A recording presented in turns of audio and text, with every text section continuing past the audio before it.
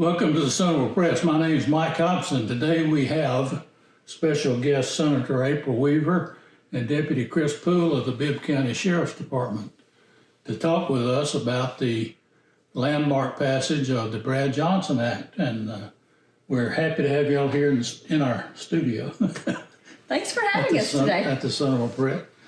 And we want to talk about primarily the finer points of the Brad Johnson Act. We know that the two of you have been putting a lot of miles on for the last couple of months, telling people about the Brad Johnson Act. And of course, people here in Bibb County know a lot about the history of the Brad Johnson Act, but we would like to talk about it again and about Brad Johnson and Chris Poole and the reasons for the Brad Johnson Act. And we'd also like to talk about all the work that y'all have put in to get that bill passed, because we know that getting a bill passed in Alabama is not always real easy.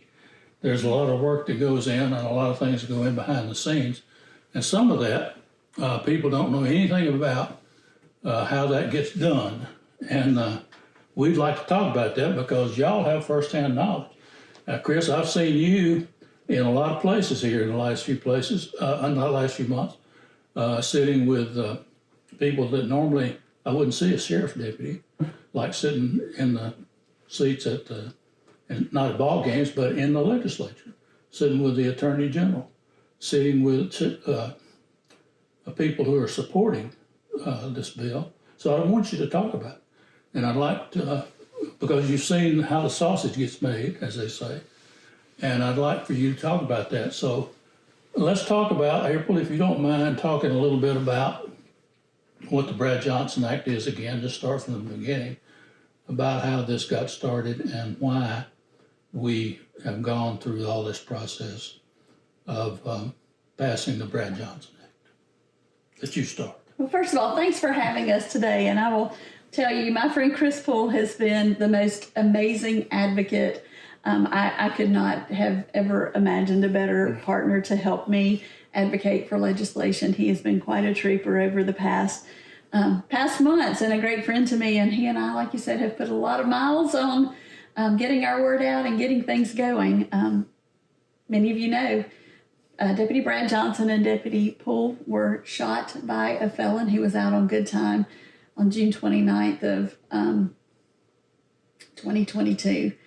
And I told him from the beginning that I would be there for him and for them and for all of our law enforcement community to make sure that we changed Alabama law so that good time was not given because people were merely behind bars and the cell door was shut. Good time was, originally called correctional incentive time. And I truly believe that that is what it should be. So, after their event that took place, we started working on legislation with Attorney General Steve Marshall and others in Montgomery, and we drafted legislation. And from that time, we have been working hard to make sure that this legislation passed, and we're so happy that we're to the point that we are right now. Well, tell us what the Brad Johnson Act is and what it does and how it changes the existing law about the good time law. First of all, for the readers or the viewers, what is a good time law? So good time is like I said, started off as correctional incentive time. And basically it was a tool that was developed as the carrot and the stick. If someone was incarcerated and they truly were trying to do better, they were trying to go through rehabilitation, do things to make their life better. They wanted to have a different life when they got out of prison. So correctional incentive time was given for people who truly wanted to rehabilitate so that they could do better when they get out of prison. And it was incentive that was given for people who were good. That's good time. So originally the intent was if you behaved and were doing what you were supposed to do while you were in prison, had been sentenced to prison, it was a way to reduce the amount of time that you had to serve. Absolutely. And what we learned when we started investigating how good time was given in Alabama, we realized that the way that we were doing good time was no good. All of the good time was being uploaded up front for everyone, and potentially people never lost it for any kind of behavior that was committed.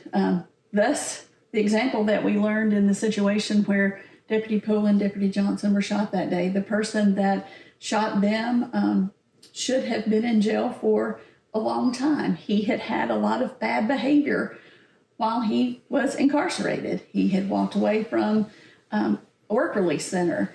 He had other issues. He had assaulted a corrections officer in Calhoun County, and none of his good time was ever taken away. And again, that is what we really started looking at when we started working on this legislation, because I feel like in my heart, if the good time had been given appropriately to that person, he should have still been in prison the day that Chris was shot and that Brad was murdered. So this individual that you and Brad Johnson were after had been released as a result of so-called good time. Is that right?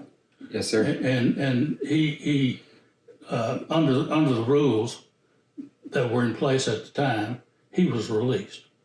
That's even correct. though he had done a lot of bad things while he was in prison. Yes, sir. And under anybody's normal rules, he would never have been released from jail. That's correct. And the big things to cover for this piece of legislation, we looked at the way that good time is given. Number one, we want it to be truly incentive time for people who are good. You don't get it just because. And we looked at the numbers and the way that we do things here in Alabama. We were giving at the top class 75 days earned for every 30 days served, which was 5.5 times higher than the national average. And so what we learned is, it's crazy that we in Alabama, we're a conservative state.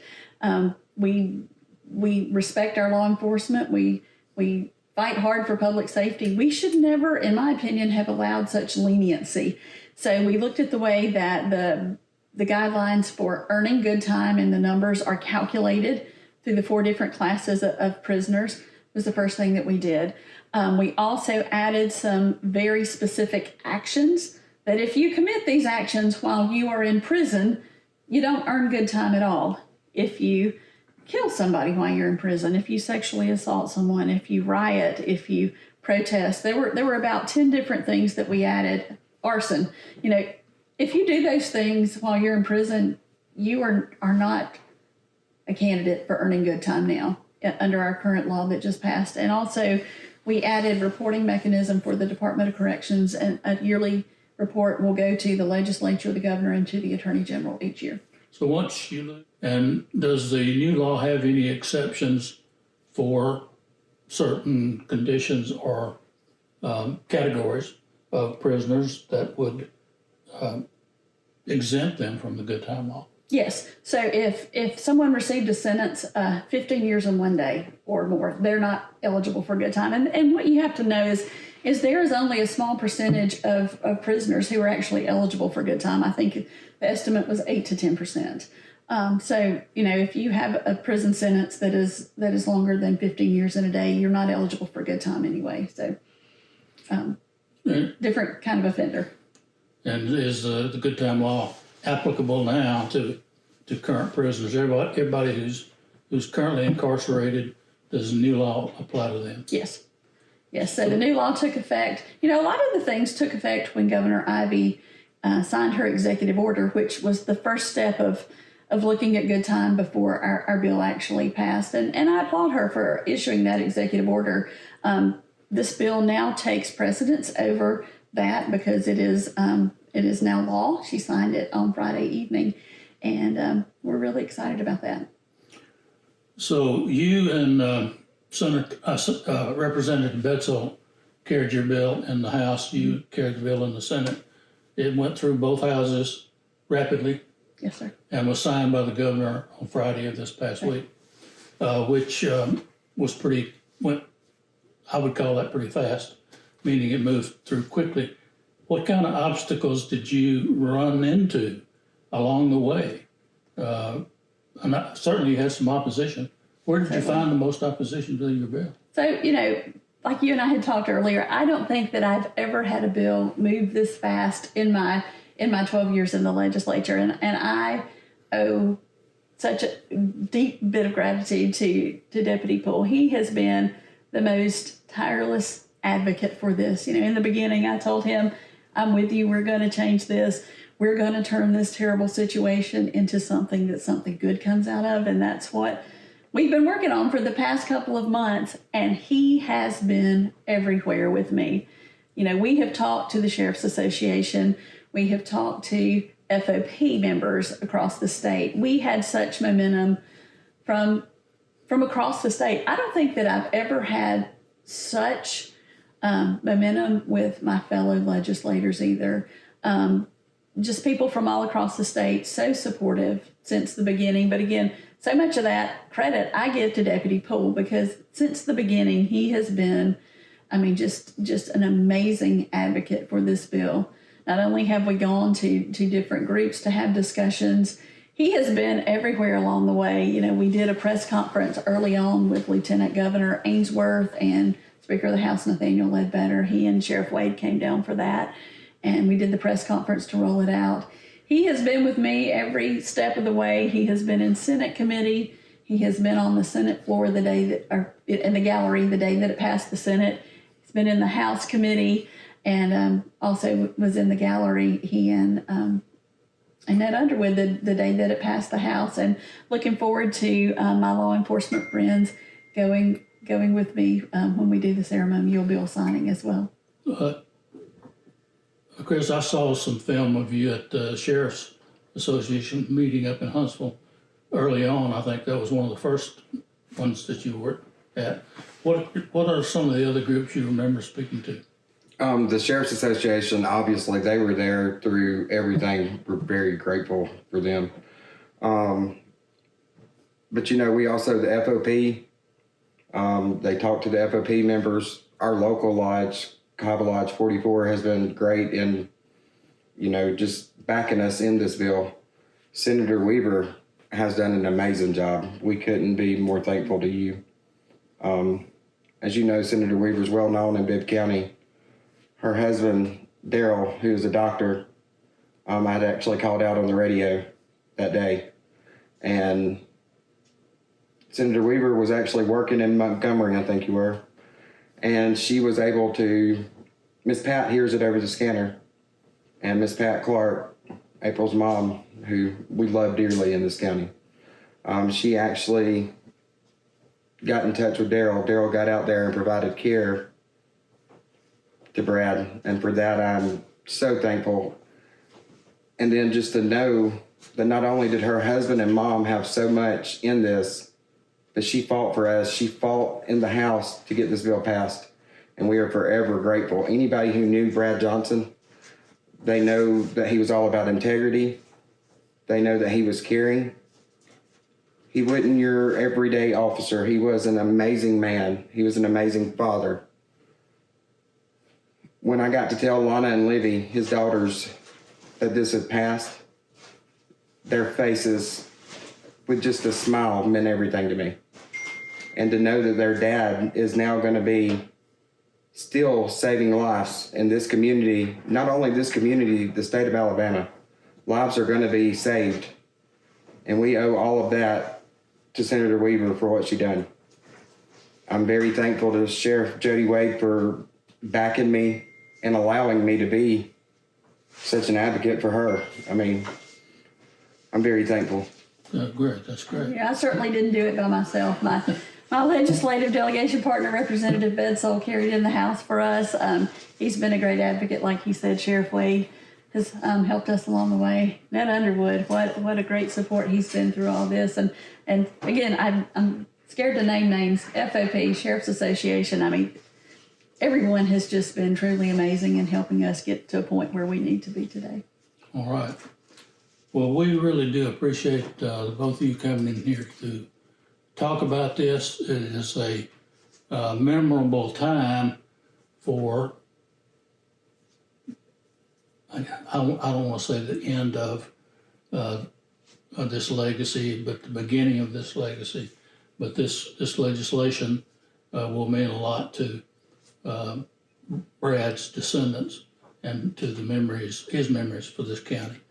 And your work in getting this done, we want to at least memorialize that as well as we can with this video and with what we can write about and put in the newspapers and help people here in Bibb County to remember how this got done.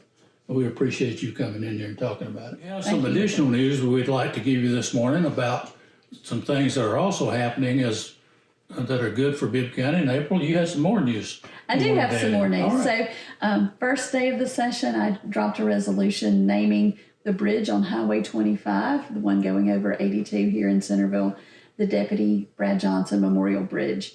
So, as soon as that passes the legislature, we will have that ready to go, and we're just very honored to be able to honor the life of Deputy Johnson and remember him in this way. That's outstanding. Now, say again which bridge that is. It's up here. It's the bridge on Highway 25, the one that crosses Highway 82. It's the overpass. The overpass. All right. And it'll be called? The Deputy Brad Johnson Memorial Bridge. All right. Outstanding. What else you got? You're always full of news. Oh, I am. And Chris may be able to tell more about this as well. Right. But next month, Deputy Johnson will be receiving another honor, and he and Brad's girls will be traveling to Washington, D.C., and he may want to tell you a little bit about that. Yeah, so we get to go and watch as they put the name in Washington on the wall, and that's just, I'm going to try not to get teary-eyed on this. You want me to tell about it? You go ahead. So it's the National Law Enforcement Memorial for Fallen Officers. So Chris and Brad's children will be attending that next month, where Brad's name will be added to the national wall as a fallen officer, and he will be remembered nationally. All right. That's outstanding. Are you going to make that trip too, Chris? Yes, I am. His girls are actually going to be coming with me, and there's no greater honor than to be there for my brother and his kids. That's outstanding. As I know he would have been for me if it would have been reversed. Do you know when that's going to happen? We're going to leave out on the 10th. Of May, next month. 10th of May. Okay. That's great. So congratulations on that. Thank you so much. That's good news. More good news for the Brad Johnson legacy. So thank you once again for y'all coming and Thanks for bringing having us us. news for Bibb County. Thank you. Thank you. All right.